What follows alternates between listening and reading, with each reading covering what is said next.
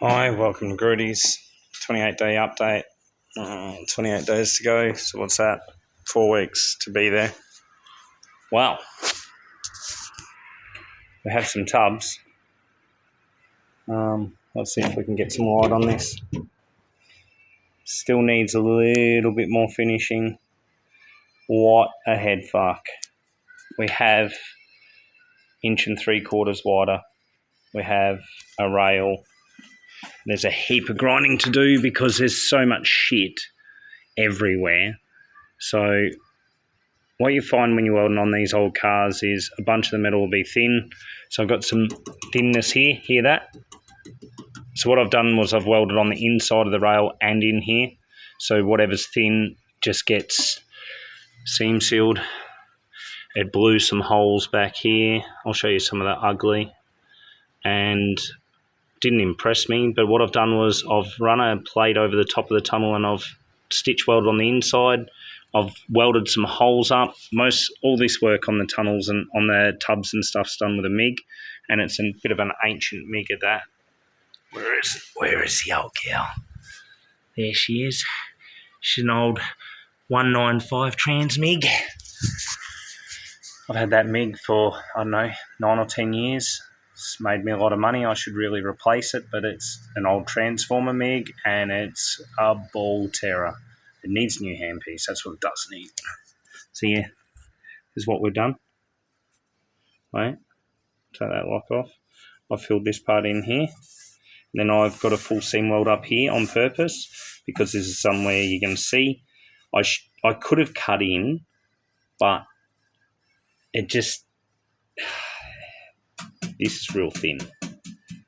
Alright, so I've done the best I could there. I've put the braces back in, cut down properly, mounted them, blew a hole here because it's a little bit cool. It's a little bit thin, but it's still nice and neat. So I'll go over that and grind them up. I have to grind down here where I've done my weld. So that's a flat wheel job. There's a bit of porosity and shit coming out in the welds down here. Sorry, not the best with the phone at 1 o'clock in the morning. But yeah, just pinned it up the inside. Just jimmied that in there. That's going to work like that. I wasn't going to start cutting that down. I'll probably put another weld in here on both sides, and that's about it. This one took me about 20 minutes to beat that into the right shape, shorten it up, because the tub used to be all the way over here, so it was curved right down. So I had to beat it all up and make it fit back in. So then I've got this side to finish. This gives you a bit of an idea. But this side's also got some repairs. So what I did was I filled all the holes in the tub with a MIG, with a bit of brass, ground both sides, and it's gone a bit thin in a few spots like here. But there'll be a plate that'll come in here, all right, and it'll come across there, and that'll be right on the weld. So that'll be fine. I'll just blast one through it. It'll be okay. And I've got to get that shit off. I've been beating it into shape.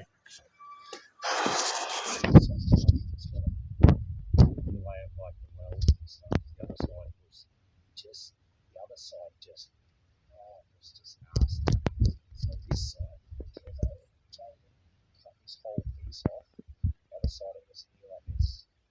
So now I have to manufacture this piece, and then I've got to manufacture that piece on the inside of the car, and then I've got to weld this in. And also here, hold on, see here, this is where all the filler is. So there's no actual weld in the corner. I could just use some seam sealer and just buzz it in, but I don't like doing it. And I need to put some more tacks across this top. So this was all bent down because this tub's actually taller now than what it was. I've lifted the tub nearly 10 mil. Right? It was actually situated down, and this would have actually have been further down, and there was a piece of steel behind it that kept it away. So we've gained about 15 mil of tub. 45, and we've pushed the rail in 20. So yeah, we've gained a bit anyway. So there's about, sorry about the phone, there's about 15 or 20 mil of extra this way. So we'll have brake caliper clearance now, and it's stronger. It's a lot stronger. So yeah, what I'll do, I'll come in tomorrow and I'll buzz welds down here, but I've got to be careful of the paint so I don't overheat. And then I'll full seam this all the way down. I've put a join here on purpose because that was the only way to get it to conform nicely. And I had to put a join in, and what happened was as I welded the joint, it shrunk, pulled it tight. Nice. So yeah, let's go this way so you can see. All right, Cortina, mini tubs. Fuck, that's a lot of work. I don't know if you can see it on my face, but I've already wiped my face today. I've been welding and grinding for 10 days straight, I reckon. I reckon it's nearly 10 days.